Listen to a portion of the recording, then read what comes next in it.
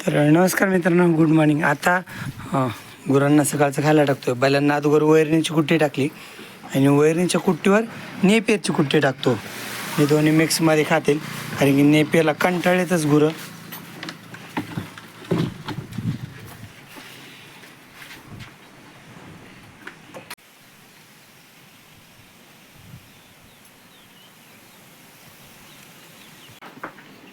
त्यांना खायला टाकले, ह्यांना म्हणजे सगळ्यांनाच खायला टाकले, तिकडे शुभश्रीपासून ते गौरांगपर्यंत.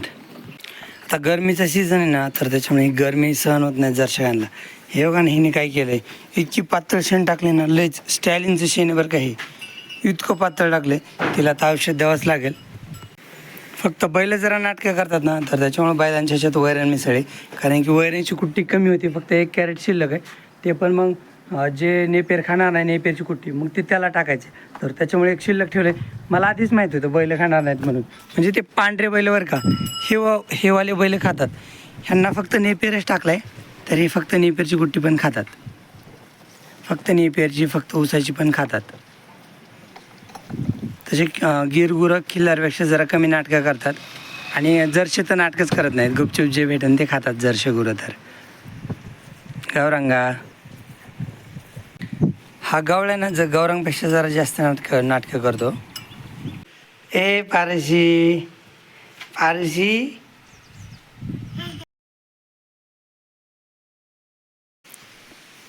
आता गुरं निवांत बसलेत, ह्यांना पाणी पाजायचा टाईम झालाच बरं का. आता धनश्री ही तर शुभश्री नाही, नंदनीसाठी मी हळूच बोलतोय. मला पटकन नाव पण येतं. कशी झोपली बघा ना गाड, तिला मी जवळ आलेलो पण कळणार नाही, एवढी सुस्तून झोपते ती. मला ही गोष्टच लय आवडते त्याची, ती कधी पण अशी पाय लांबून झोपते. आता आराम तर सगळेच करतात बरं का, पण कसा हे बघा असं बसून वगैरे. तर बैल बघा कसे लाले, बघा कशी आराम करते. परत ती देवशेनी असं बसून आराम करतात, हां सगळेच. पण ती बिचारी आहे ना, आपली कोण नंदिनी, झोपून आराम करते. बगीरा उठला, पण तिला मी आलेलो मिळच नाही. आता कळलं बरं का मी आलो तिला. आणखीन झोपच गेली नाही तिची. आता उठली की अगोदर एक पाया काढला तिने. खरं तर गुरांनी असंच झोपायला पाहिजे. नंदनी कसा आराम करते तसा आराम करायला पाहिजे, एकदम सगळी बॉडी रिलॅक्स ठेवून झोपी जायचं. चालेल. तर आज मी जाणार आहे ज्वारी काढायला. म्हणजे ही नाही बरं का, आपल्याला काटवातली ज्वारी काढायची, आणि ही ज्वारी आज भिजवायची चालू आहे. खालचा बोर इथं चालू आहे, ही ज्वारी भिजवायला चालू आहे, आणि वरच्या शेतातला बोर, वरच्या शेतात मेथी घास भिजवायचा चालू आहे. चला एकदा बादलला पाणी भाजतो. आता बादल मी येईपर्यंत तुला पाणी नाही, त्यामुळं पाणी पिऊन घेताच. आता धनश्रीला पाणी ठेवले. सावलीला एक भारी दिवस. पाणी नाही का प्यायचं तुला, बकेट सांडी दिस, पाणी पी. नगशीला पाणी नाही प्यायचं. हे बघा, ही अशी आपली ज्वारी. पानं हिरवे दिसत आहेत, पण कणीस पकले त्याचे, कारण कणसं पकलेत नाही.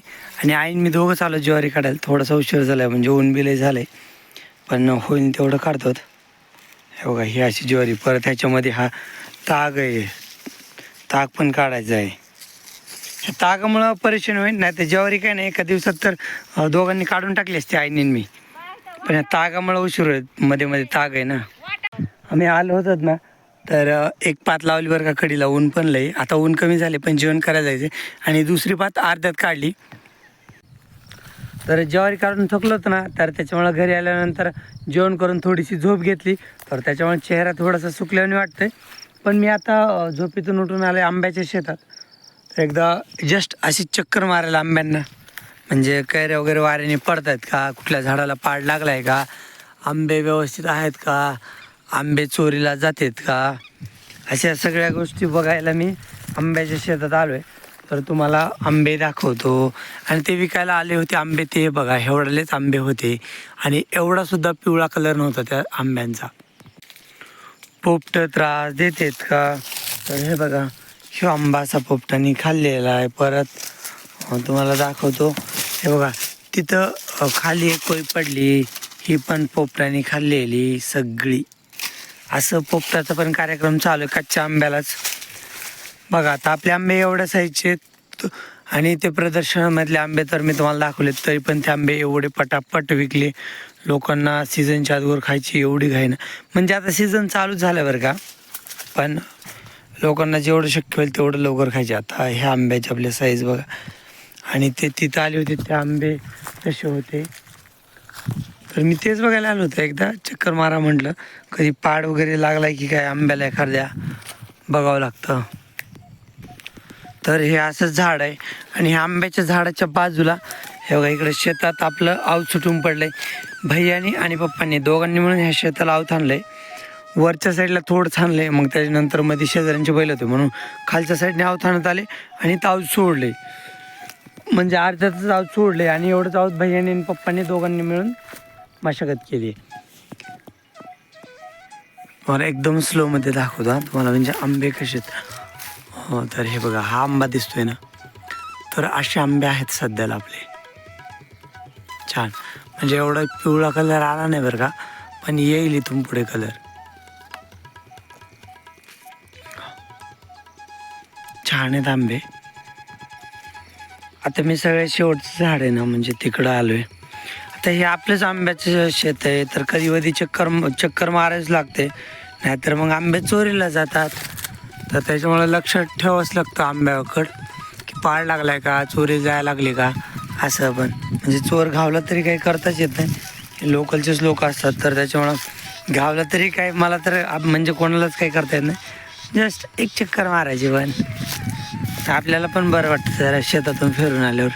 म्हणून मी तसं तर मी बादलला घेऊन येणार होतो, पण परत आई म्हटली काटण्यात जायचे लवकर ये, मग त्याच्यामुळं थोडंसं लवकर उरकते. बघा इकडच्या साईडने आंबे चांगले लागतात. आंब्याच्या झाडाला ना, आता मी तुम्हाला आंबे दाखवतो. हे बघा असे दाट आंबे लागले ना, मग लई परवडतं बरं का. म्हणजे आंब्याचे पण भरपूर पैसे होतात, 110-100 रुपये अशा रेटने आंबे विकतात ना. तर आणि आंबे वजन पण भरपूर खातात. तर आता ह्या साईजचे नॉर्मल आंबे आहेत ना, 1 किलोमध्ये 5 आंबे बसतात. म्हणजे 4 आंबे थोडेसे किलोला कमी पडतात, पण 6 आंबे तर 1.25 किलो नक्कीच भरतात. तर मग आंबे विकल्यावर पण परवडतात, म्हणजे चांगला रेट भेटतो 100 रुपये. पण झाडाला एवढे आंबे पाहिजेत, आणि सगळ्याच झाडांना. आता कसं असतं, ते समोरचं झाड आहे ना, तर त्याला जास्त काही आंबेच नाही आहेत. हे बघा ह्या झाडाला जास्त काही आंबेच नाही आहेत. मग असं होतं, कुठल्या झाडाला जास्त येतात, कुठल्या झाडाला कमी येतात. नाहीतर आपण जे हे समोरचं झाड बघतोय ना, ह्याला आता तुम्ही बघा लांबून आंबे दाखवतो तुम्हाला, बघा भरपूर आंबे लागलेत. म्हणजे काही काही झाडांना भरपूर फळ लागले. बघा ह्याला किती दाट आंबेत. आणि तसंच जर माझ्या पाठीमागचं झाड बघितलं तर बघा ह्याला जास्त काय आंबेच नाहीत. तर असं होतं. पण जास्त आंबे लागले ना, तर मग आंब्याचे झाडं परवडतात, मग चांगले पैसे होतात. आणि आपल्याला सगळं काही पैसेच पाहिजेत ना. हा समोरचा गोटी आंबा, म्हणजे गोटी केशर म्हणायचं याला. बघा आणि केवढूशे आंबे लागलेत ह्याला, म्हणजे संख्या भरपूर आहे, पण उगाच छोटाले लागलेत. हा झाडाला काय प्रॉब्लेम आहे काय माहीत, पण लयच बारकाले आंबे लागलेत. पण संख्या बघा ना, संख्या भरपूर आहे.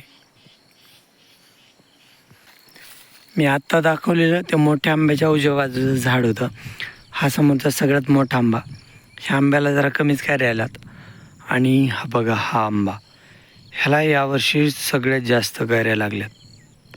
तरी पण वाऱ्याने पडल्या भरपूर, नाही तर तुम्ही बघू शकता चांगल्या कैऱ्या लागल्यात मस्त, म्हणजे भरपूर. किमान 5 कॅरेट आंबे तरी निघले पाहिजेत त्या झाडाला, असं मला एक अंदाज आहे बरं का दरवर्षीच्या ह्याच्यानुसार.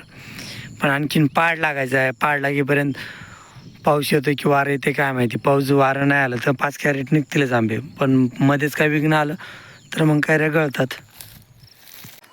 चला आता मी आज वेळ होता ना, तोंड पण धुतलं नाही, ह्याला घेऊन आलो होतो. जरा शिकतो जेव्हा काय 5-7 दिवस झालं बाहेर नाही काढलं, लगेच स्पीड धरते, बळच थांबवले. काय होते त्याच्या पायाला जरा मुंग्या आल्यात ना, जरा परेशान करते. पण तरी एक 20 मिनटं 20-25 मिनटं बसलो आहे त्याच्यावर. चला आता याने लुळी चालू केली. ह्याला अर्धा पाऊण तास बाहेर फिरवलं मी. मला परेशान करते यार, त्याने ओळखून घेतलं मला हा नवीन आहे म्हणून.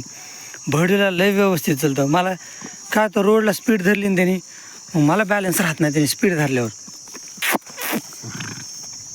हां बादल, ए ए ठोंब्या, जवारी खाऊ नको, हरळ खान तुला खायची तर बांधाची. हां झाले राव त्याची लुळी घेऊन. हो ना,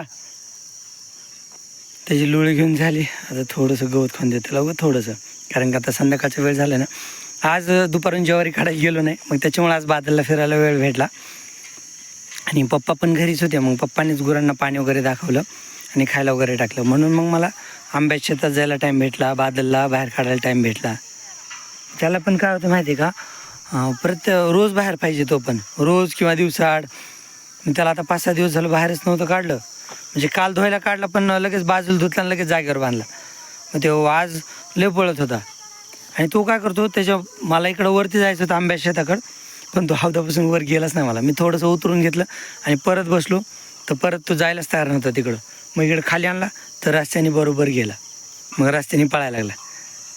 मग रस्त्याने पळवलं त्याला.